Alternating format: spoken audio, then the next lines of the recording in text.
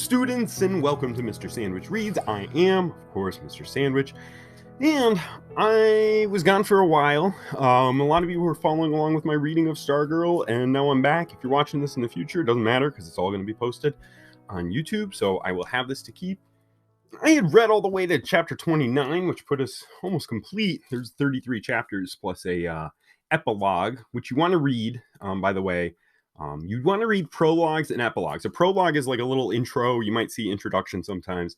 An epilogue is like a little, it's almost like, you know how Marvel movies do like during the credits, they have like a little snippet that you always want to see. That's kind of what an epilogue is. It's like a little story after the story. So you do want to read those. Things you don't need to read. A table of content will help guide you. An index will help maybe find information. Notes, if you're reading nonfiction. Those are things you don't really need to read, but introduction, prologue, or on the back end, epilogue, those are things you do want to read as part of the book. And Stargirl has one. All right, so we're so close to the end here. Let's see, when I last left off, Stargirl had changed. She was back to Susan. She had the oratorical contest. She did great. She didn't even do the speech that she had prepared for Leo and for the young boy Peter Sinkowitz across the street. And now she's imagining returning to Micah with the cheering crowd. She's going to win him back. She's now being herself, or Susan. I don't know if that's being herself or if she's more character as Stargirl or more character as Susan. It's kind of like Lady Gaga. She kind of reminds me. I was talking about Lady Gaga with the student. She's always kind of a character, right? She was. I was saying you never see her dressed down in jeans and a t-shirt, right? You think Lady Gaga. I don't know what her real name is, but that's like a different character. That's like anyway, Susan, Stargirl. I don't know what I'm talking about, but all right, I'm gonna read through. I'm just gonna start reading, and then when I get exhausted, I'll stop. But I'm gonna go beyond just the one chapter because we're so close here to the end, and I want to get this posted so that if you have been following along with me with Stargirl by Jerry Spinelli, you can we just get through the end here. We're so close. All right, this is on page 157 of my copy. This is chapter 29. She won. First sentence. She won, as she had said she would. The silver plate that gave her twinkled like a starburst in a galaxy of flashing cameras. 2 TV crews watched her in lights and interviewed her backstage. Strangers mobbed her, citizens of Phoenix gushing, telling her that they had been coming to the contest for years and had never heard anything like it. School children thrust programs in her face for autographs. Every parent wanted her for a daughter, every teacher for a student. She was so happy. She was so proud. She yelped and cried when she saw us. She hugged each of us in turn, and I thought she would squeeze the breath out of me. Back at the hotel, everyone already seemed to know. The doorman, the desk manager, the people in the lobby and elevator. Suddenly, she had this magical, wonderful power. Whoever laid eyes on her smiled. And the English language dwindled to a single word, repeated over and over. Congratulations. We walked, we floated around the block to burn off our excess energy. Back at the hotel, we were invited into the nightclub, even though Susan and I were underage. We drank ginger ales and ordered jalapeno poppers, and we all danced to a country and western band while Susan's face beamed on the late news from the TV above the bar. The dance floor was the only place where she did not carry her silver plate. First thing next morning, there she was sliding under the door of my hotel room, her picture on the front page of the Arizona Republic. I sat on the edge of the bed and stared at it, pride welling in me. I read the story. It called her speech mesmerizing, hypnotic, mysteriously touching. I pictured folded morning papers tossed from cars, landing in driveways all over Micah. We all met for the breakfast buffet. People stared and nodded and smiled and silently lip-said, "Congratulations," across the restaurant. We headed for home in a 2-car caravan.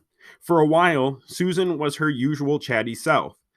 She put the silver plate on the front seat beside Mr. McShane. She told him it would ride next to him for 10 whole minutes, and he could touch it all he wanted. This was his reward, she said, for telling her about Moas. As soon as the 10 minutes was up, she took back the plate. As we drew nearer to town, the chatter subsided and finally stopped. We rode the last miles in silence. She took my hand. The nearer we came, the harder she squeezed. When we hit the outskirts of town, she turned to me and said, "Do I look okay?" I told her she looked great. She didn't seem to believe me. She held up the silver plate and studied her reflection. She turned to me again and looked at me for some time before she spoke. "I've been thinking, this is how I'm going to do it. I'm going to hold on to the plate myself, okay?" I nodded. Until they lift me onto their shoulders, then I give it to you. Understand?" I nodded. "So stay next to me every second. Crowds can separate you, you know. They do that, okay?" I nodded. "Okay." Her hand was hot and sweating. We drove past a man in his driveway. He was dipping a large broom-like brush into a pail and painting the asphalt with black sealer. He was bent intently to his work in the noonday sun, and somehow I knew at that moment what would happen. I could see it. I wanted to shout to Mr. McShane, "No, don't turn! Don't go there!" But he did turn. He turned, and there was the school in front of us. And never in my life have I seen a place so empty. No banners, no people, no cars. "Probably around back," Mr. McShane said. His voice was hoarse. "Parking lot." We swung around back to the parking lot, and yes, there was a car, and another car, and people, 3 of them, shading their eyes in the sun, watching us. 2 of them were teachers, the other was a student, Dory Dilson. She stood apart from the teachers, alone in the black, shimmering sea of asphalt. As we approached, she held up a sign, a huge cardboard sign bigger than a basketball backboard.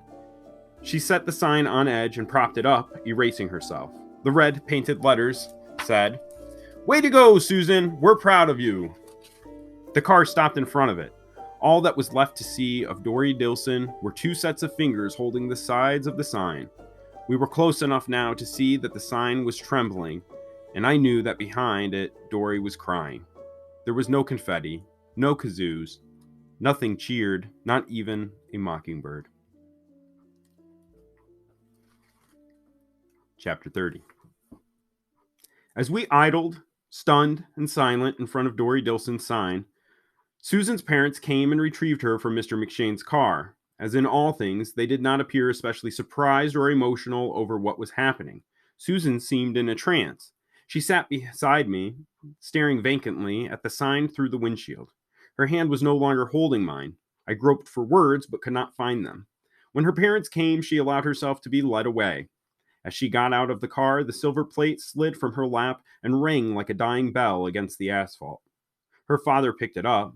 I thought he would take it, but instead, he leaned into the back seat where I sat, and with a strange smile gave it to me. I did not see her for the rest of the weekend. By Monday, she was Stargirl again. Floor-length skirt, ribbons in her hair, just like that. So she's given up trying to be Susan and accepted by her peers. She went from table to table at lunchtime, passing out happy face cookies. She even gave one to Hillary Kimball. Hillary took off her shoe and used it like a hammer to smash the cookie on her table. Stargirl strolled among us, strumming her ukulele, asking for requests. Cinnamon perched on her shoulder. He was strapped onto a tiny toy ukulele.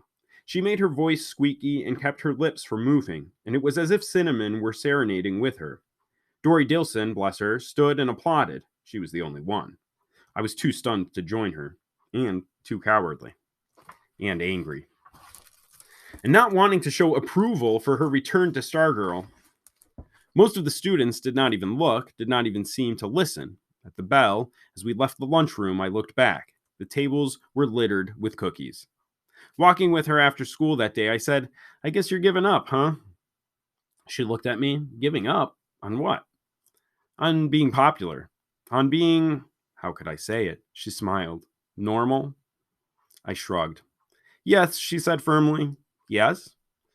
"I'm answering your question. The answer is yes. I'm giving up on trying to be popular and normal." Her face and body language did not seem to match her words. She looked cheery, perky. So did Cinnamon, perched on her shoulder. "Don't you think maybe you should back off a little?" I said. "Don't come on so strong." She smiled at me. She reached out and brushed the tip of my nose with her fingertip. Because we live in a world of them, right? You told me that once. We stared at each other. She kissed me on the cheek and walked away. She turned and said, I know you're not going to ask me to the Ocotillo ball. It's okay. She gave me her smile of infinite kindness and understanding. The smile I had seen her aim at me at so many times, other needy souls, and in that moment, I hated her. That very night, as if he were playing a scripted role, Kevin called me and said, So, who are you going to take to the Ocotillo ball? I dodged. Who are you taking? Don't know, he said. Don't know either. There was a pause on the other end of the line. Not Stargirl? Not necessarily, I said. You trying to tell me something? What would I want to tell you? I thought you were a two. I thought there was no question. So why are you asking? I said, and hung up. In bed that night, I became more and more uncomfortable as the moonlight crept up my sheet. I did something I had never done before. I pulled down the shade. In my dreams, the old man on the mall bench raised a wobbling head and croaked, How dare you forgive me? Next morning, there was a new item on the plywood roadrunner, a sheet of white paper. At the top, it said, Sign up here to join new music group, the Yuki Dukes. No experience necessary. There were 2 numbered columns for names, 40 in all.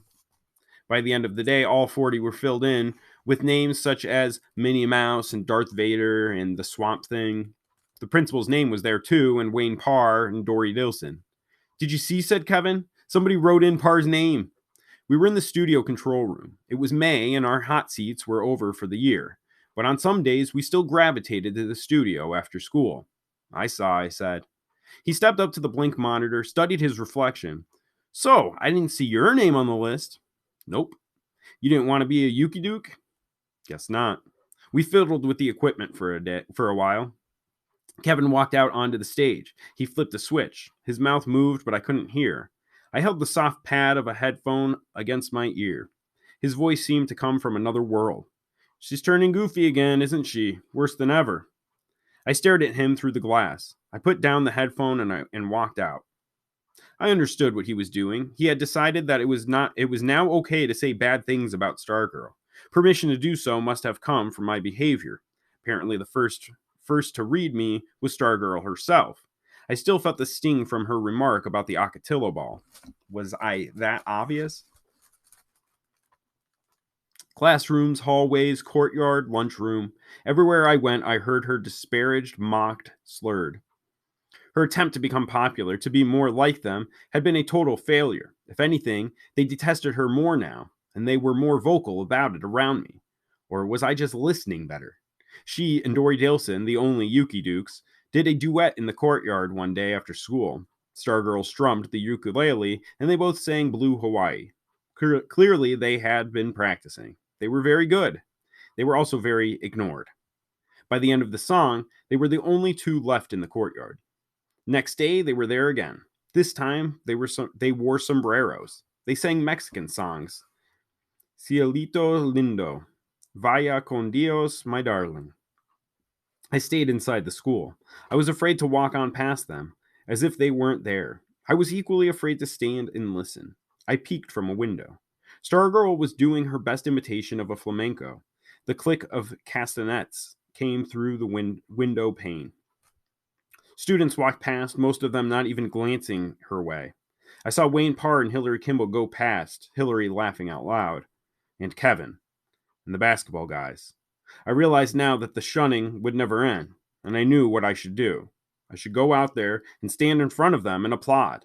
I should show Stargirl and the world that I wasn't like the rest of them, that I appreciated her, that I celebrated her, and her insistence on being herself.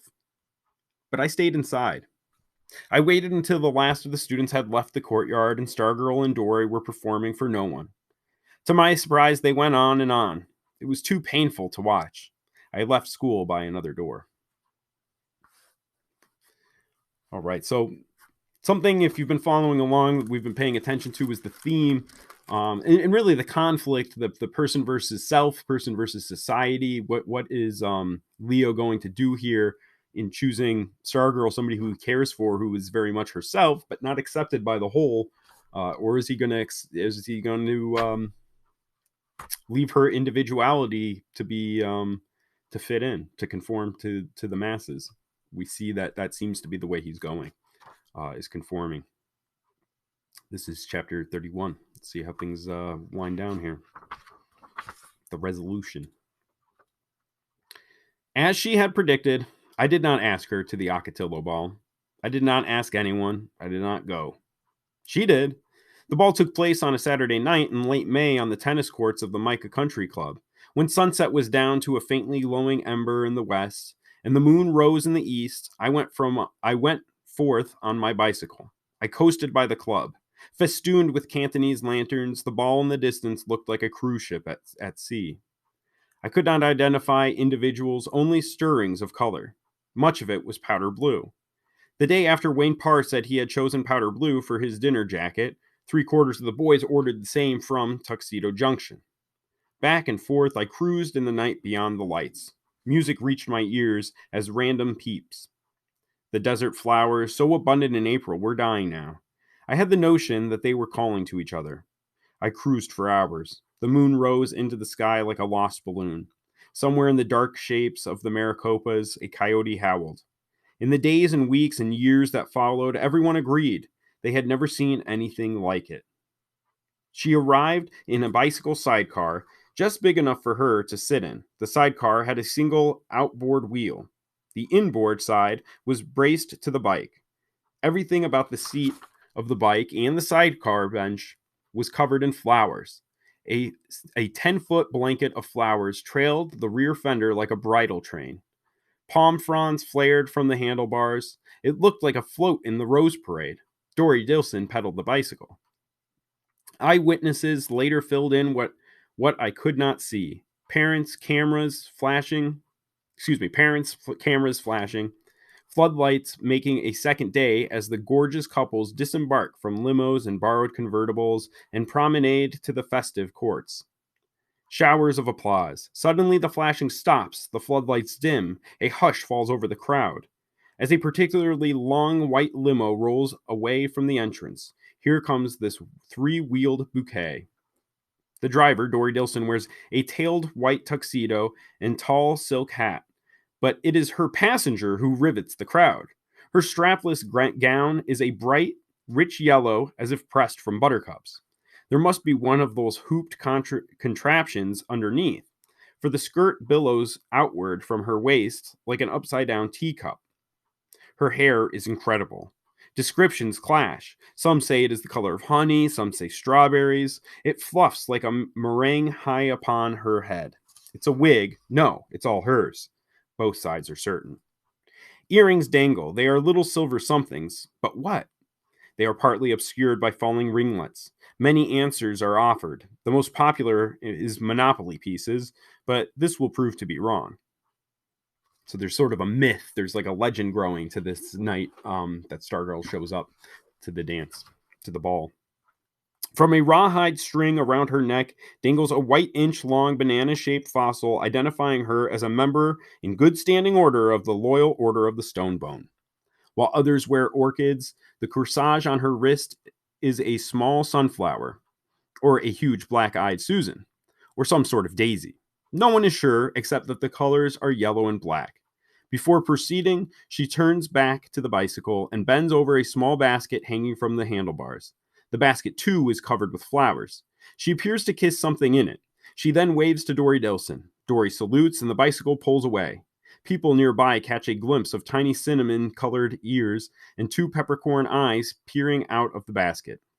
Beautiful, unusual, interesting, different, regal. These words will come later from the parents lining the walk. For now, there are only stares as she makes her way from the entrance to the ball. Someone recalls a single camera flashing, but that is all. She is no one's child. She is the girl they have heard about. As she passes by, she makes no attempt to avoid their eyes. On the contrary, she looks directly at them, turning to one side, then the other, looking into their eyes and smiling as if she knows them, as if they have shared grand and special things. Some turn aside, uneasy in a way they cannot account for. Others feel suddenly empty when her eyes leave theirs. So distracting, so complete is she is gone before many realized she had no escort. She was alone, a parade of one. Perched on my bike in the distance, I remember looking up and seeing the torrent of stars we call the Milky Way. I remember wondering if she could see them too. Perched on my bike in the distance, I remember looking up and seeing the torrent of stars we call the Milky Way. I remember wondering if she could see them too, or were they lost in the light of the lanterns. The dancing took place on the center tennis court, which had been covered with a portable parquet floor. She did what everyone else did at the ball. She danced. To the music of Guy Greco and the serenaders, she danced to the slow dances and the fast ones. She spread her arms wide and threw back her head and closed her eyes and gave every impression of thoroughly enjoying herself.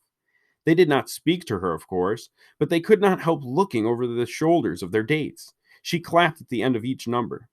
She's alone, they kept telling themselves, and surely she danced in no one's arms, yet somehow she seemed to matter less and less. As the night went on, and clarinet and coyote call mingled beyond the lantern light, the magic of their own powder blue jackets and orchids seemed to fade, and it came to them in small sensations that they were more alone than she was. Who was the first to crack? No one knows. Did someone brush against her at the punch table? Pluck a petal from her flower? One was missing. Whisper hi? This much is certain. A boy named Raymond Studemaker danced with her. To the student body at large, Raymond Studemaker did not have enough substance to trigger the opening of a supermarket door.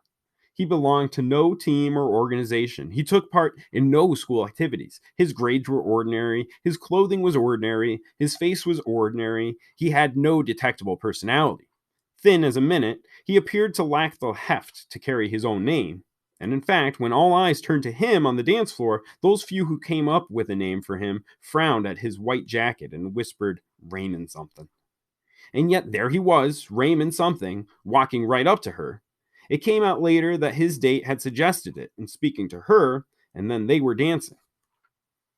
Couples steered themselves to get a better look. At the end of the number, she joined her in clapping and returned to his date. He joined her in clapping, and returned to his date. He told her the silver earrings looked like little trucks. Tension rose. Boys got antsy. Girls picked at their corsages. The ice shattered. Several boys broke from their dates. They were heading her way when she walked up to Guy Greco and said something to him. Guy Greco turned to the serenaders, the baton flashed, and out came the sounds of that old teen dance standard, the bunny hop. Within seconds, a long line was snaking across the dance floor. Stargirl led the way. And suddenly it was December again, and she had the school in her spell. Almost every couple joined in. Hillary Kimball and Wayne Parr did not. The line curled back and forth across the netless tennis courts. Stargirl began to improvise. She flung her arms to a make-believe crowd like a celebrity on parade. She waggled her fingers at the stars. She turned her fists like an egg beater. Every action echoed down the line behind her. The 3 hops of the bunny became 3 struts of a vaudeville vamp, then a penguin waddle, then a tippy-toed priss. Every new move brought new laughter from the line. When Guy Greco ended the music, howls of protest greeted him. He restruck the downbeat. To delighted squeals, Stargirl led them off the parquet dance floor onto the other courts, and then through the chain link fence and off the tennis courts altogether. Red carnations and wrist corsages flashed as the line headed onto the practice putting green of the golf course.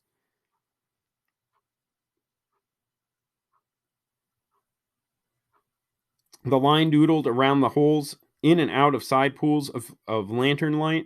From the dance floor, it seemed to be more than it was. 100 couples, 200 people, 400 dancing legs seemed to be a single festive, flowery creature, a fabulous millipede. And then there was less and less to see as the head vanished and the rest curled through the fringe of the light and followed, like the tail of a powder blue dragon into the darkness. One girl in chiffon had a tiff with her date and ran off toward the first tee, calling, Wait for me!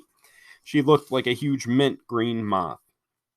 Their voices came in clearly from the golf course. The laughing and yelping made a raucous counterpoint to the metronomic tuck tuck tuck of the bunny's never-ending hop. Once in the light of the quarter moon, they appeared in silhouette on a domed, distant green, like figures dancing in someone's dream. And then, quite suddenly, they were gone, as if the dreamer had awakened. Nothing to see, nothing to hear. Someone called, "Hey!" after them, but that was all. It was, according to those left behind, like waiting for a diver in water to return to the surface. Hillary Kimball, for one, did not share that feeling. "I came here to dance," she declared. She pulled Wayne Parr along to the bandstand and demanded regular music. Guy Greco tilted his head to listen, but the baton did not stop, and neither did the band. In fact, as the minutes went by, the music seemed to become louder. Maybe it was an illusion. Maybe the band felt a connection to the dancers. Maybe the farther the line spun into the night, the louder the band had to play.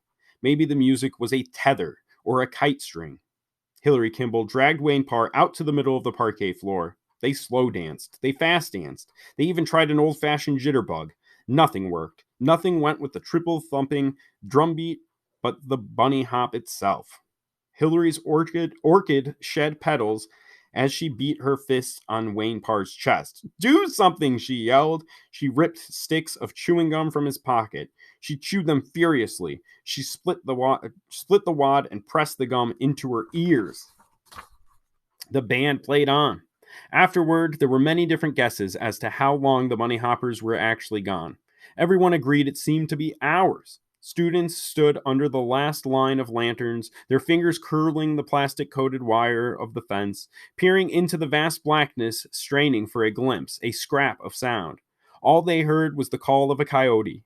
A boy dashed wildly into the darkness. He sauntered back, his blue jacket over his shoulder, laughing. A girl with glitter in her hair shivered. Her bare shoulders shook as if she were cold. She began to cry. Hillary Kimball stalked along the fence, clenching and unclenching her fist. She could not seem to stand still. When the call finally came, "They're back!" It was from a lone watcher at the far end. 100 kids, only Hillary Kimball stayed behind, turned and raced down 8 tennis courts, pastel skirts flapping like stampeding flamingos. The fence buckled outward as they slammed into it. They strained to see. Light barely trickled over crusted earth beyond the fence. This was the desert side. Where? Where? And then you could hear whoops and yahoos out there somewhere clashing with the music. And then there! A flash of yellow, Stargirl leaping from the shadows. The rest followed out of the darkness, a long powder blue, many-headed birthing. Hop, hop, hop. They were still smack on the beat. If anything, they seemed more energized than before. They were fresh. Their eyes sparkled in the lantern light. Many of the girls wore browning, half-dead flowers in their hair. Stargirl led them along the outside of the fence. Those inside got up a line of their own and hopped along. Guy Greco struck the downbeat 3 final times. Hop, hop, hop. And the 2 lines collided at the gate in a frenzy of hugs and shrieks and kisses. Shortly after, as the serenaders gratefully played Stardust, Hillary Kimball walked up to Stargirl and said, "You ruin everything." And she slapped her. The crowd grew instantly still. The 2 girls stood facing each other for a long minute.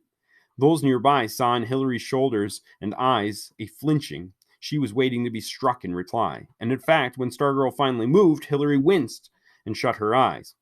But it was lips that touched her, not the palm of a hand. Stargirl kissed her gently on the cheek. She was gone by the time Hillary opened her eyes. Dory Dilson was waiting. Stargirl seemed to float down the promenade in her buttercup gown. She climbed into the sidecar. The flowered bicycle rolled off into the night, and that was the last any of us ever saw of her. Okay. There are just a couple of chapters. I'm going on a half hour here, though. I'm going to stop. I will post chapter 32, 33, and the epilogue in a little bit, but we kind of have some magical ending here, a magical night. The oratorical contest, she returns, does not receive the grand welcoming that she envisioned after winning. And then Leo kind of abandons Stargirl, does not ask her to the dance. what do you think? Did he make a mistake there? Because she seemed to really energize the crowd that night and kind of win back the way everybody was feeling this positive spirit and energy in December. But then they all turned on her, especially after the basketball season. But for one night here, that magic sort of all comes together in a legendary night where people are telling different facts. Nobody's, what were her earrings made out of? There's a building myth and legend. And then it says at the end, that was the last they saw of her. So stay tuned, follow the end. I hope you enjoyed. I hope you enjoy all of Stargirl as much as I do. All right. Take care. Peace.